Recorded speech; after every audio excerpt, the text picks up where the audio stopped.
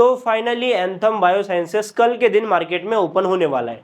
मन में काफी सारे डाउट्स है, सवाल है कि लिस्टिंग डे के दिन क्या करना चाहिए, अगर हमको अलॉटमेंट मिला है तो क्या इसको बेच के निकल जाना चाहिए या फिर होल्ड करना बेटर रहेगा, या फिर जिनको अलॉटमेंट नहीं मिला है, मतलब काफी सारे लोगों को नहीं मिला है, मेरे को भी नहीं मिला है, तो क्या उन लोगों ने यहाँ पर फ्रेश एंट्री बनाना चाहिए या नहीं, ये सारी चीजें अपन इस वीडियो में कवर करेंगे।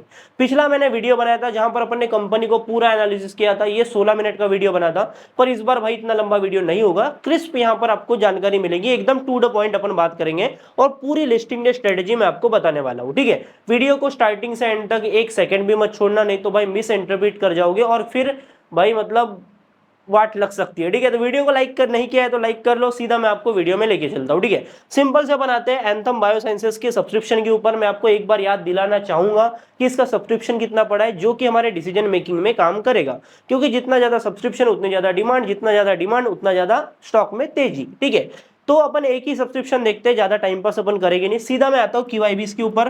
क्वालिफाइड इंस्टीट्यूशनल बायर्स, जैसे कि मैं हर बार बोलता हूँ, जो क्यूआईबीज है यही डिसाइड करते हैं कि किसी कंपनी का शेयर प्राइस कितना भाग सकता है, क्योंकि ये इंस्टीट्यूशनल इन्वेस्टर्स है, रिटेल लेगा, आईपीओ मिलेगा, भाग जाएगा, पर जो प्राइस बढ़ाते हैं, खरीदते हैं, वो भाई क्यूआईबीज है।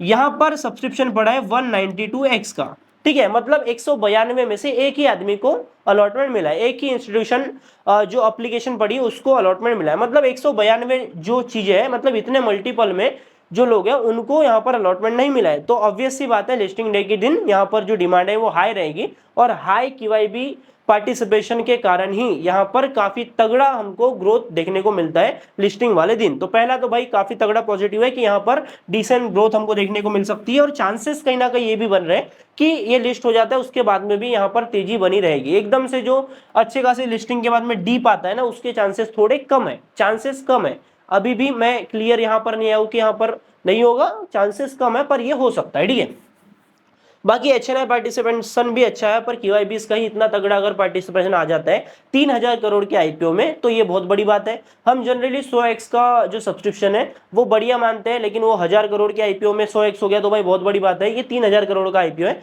जहां पर 50% का क्यूआईबी पोर्शन रहता है। इतना क्लियर है, अपन आगे आते हैं। एंथम बायोसाइंसेस धंधा क्या करती है, बिजनेस क्या करती है, अपन ये समझते हैं।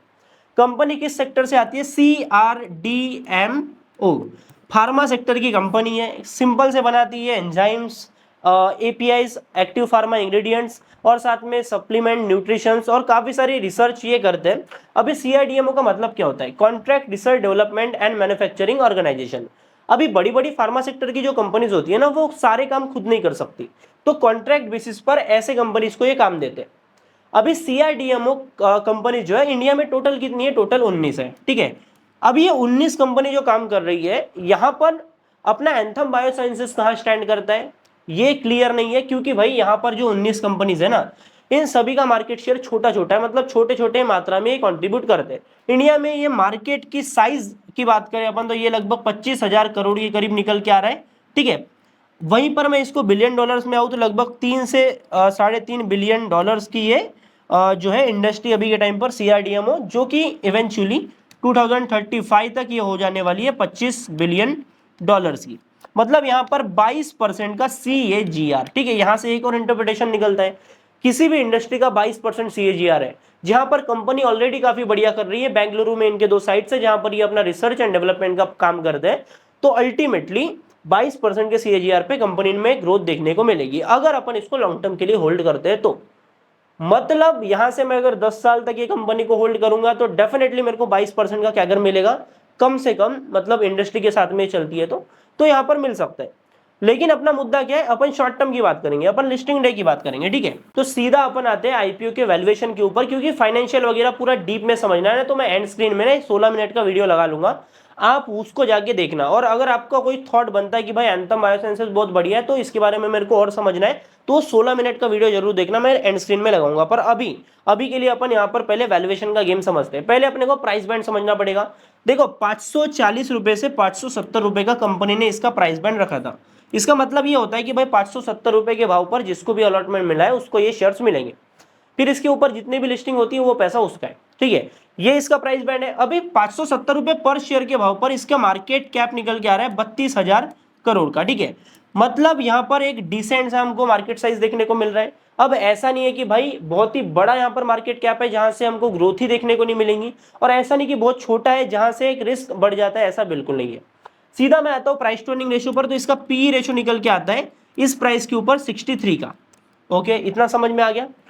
63 के पी पर 32,000 करोड़ का इसका मार्केट कैप है। अगर यहाँ पर जो अभी जीएमपी चल रहा है, जीएमपी में भी चेंजेस देखने को मिले इसके, जीएमपी अभी के टाइम पर चल रहा है लगभग 30% के करीब।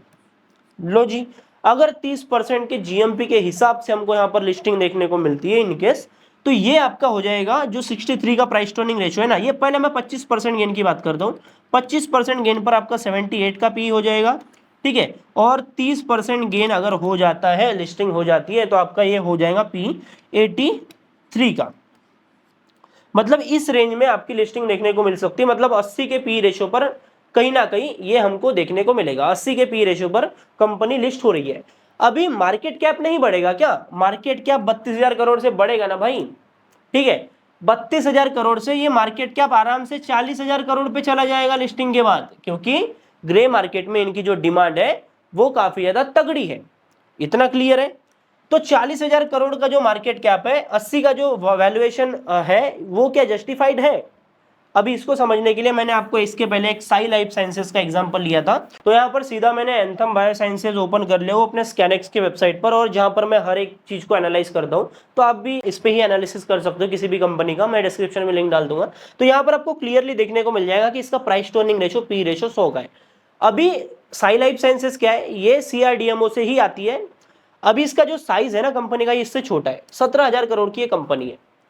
कंपनी 17,000 करोड़ की है, पी रेशियो 100 का है। मतलब देखो लगभग 80 के पी रेशियो पे अपनी कंपनी आएगी एंथम बायोसाइंसेज। तो कहीं ना कहीं इसके जो रेवेन्यूज है वो भी कम हो गए ना। देखो साई लाइफ साइंसेज का पी रेशियो 100 का है, हमने समझा था कि लगभग 80 के करीब हमको यहाँ पर पी रेशियो देखने को मिलेगा एंथम का। तो क्या 80 का पी रेशियो के ऊपर फ्रेश एंट्री बन सकती है या नहीं, ये हमारा सवाल है। 100 का पी रेशियो है साई लाइफ साइंसेज का, जिसका मार्केट कैपिटलाइजेशन जो है ना वो काफी ज्यादा कम है। देखो कम मार्केट कैपिटलाइजेशन रहा तो उस कंपनी को ग्रो करने के लिए ना स्कोप काफी ज्यादा रहता है, और जितनी छोटी कंपनी रहती है उसको वैल्यूएशन भी कहीं ना कहीं ज्यादा मिलता है।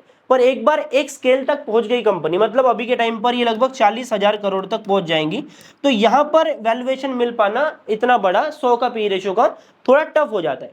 अब ऐसा नहीं बोल रहा हूं कि भाई 100 का पी रेशियो नहीं मिल सकता, इंडस्ट्री ग्रोइंग है तो मिल सकता है। लेकिन सवाल ये है कि अगर अपन इसको 80 के प्राइस टू अर्निंग रेशियो पर और 40,000 करोड़ के मार्केट कैप के ऊपर परचेस करते हैं, तो क्या परचेस करने के बाद में ये 1 महीने में बोल लो या फिर 10 दिन में बोल लो, क्या हमको 30 से 50% का और भी रिटर्न दे सकता है? क्योंकि देखो किसी भी आईपीओ में अगर अपन रिस्क ले रहे हैं ना, और उस फ्रेश एंट्री के बाद में अगर हमको 30 से 50% का रिटर्न नहीं मिलता एकदम शॉर्ट टर्म में, तो भाई वेस्ट है। और अगर ऐसे रिटर्न निकालने के लिए हमको रिस्क देखने को मिलता है तो फिर उसको अपने को अवॉइड करना चाहिए। क्लियर? इतना समझ में आया? अभी देखो अगर मान के चलते हम ऑप्टिमिस्टिकली देखते हैं कि भाई चलो 30 या 50% का रिटर्न ये दे भी देगा, तो यहां पर कितना बढ़ जाएगा भाई? आप यहां पर सिंपल से देखो, ये 50 से 55,000 करोड़ की जो मार्केट कैप है इसकी पहुंच जाएंगी, और पी रेशियो भी 100 के ऊपर पहुंच जाएगा, जो कि सोचने के लिए ना काफी बड़ा है। भले ही मार्केट ये ग्रोइंग है, पर अभी के टाइम पर ये जो इंडस्ट्री का साइज है ना, ये भाई 25,000 करोड़ का ही देखने को मिल रहा है। इवेंचुअली इन फ्यूचर हर साल ये ग्रो कर रहा है, पर क्या एकदम से यहाँ पर ग्रोथ देखने को मिलेंगे? क्या एकदम से शेयर प्राइसेस में तेजी देखने को मिल सकती है? ये बिल्कुल नहीं है। अभी देखो लिस्टिंग के टाइम पर हमको 30% का गेन ऑलरेडी मिल रहा है, तो 30% के गेन के ऊपर और यहाँ पर 30 से 50% का गेन मिल पाना थोड़ा टफ हो जाता है। हो सकता है कि वहां पर शेयर में तेजी भी देखने को मिले, मैं ऐसा नहीं बोल रहा हूँ कि तेजी देखने को मिलेगी। क्या यहाँ पर हम रिस्क ले सकते हैं? क्योंकि 10 से 20% के रिटर्न के लिए हम इतना बड़ा रिस्क नहीं ले सकते कि यहां से हमको 20% का नुकसान भी हो जाए।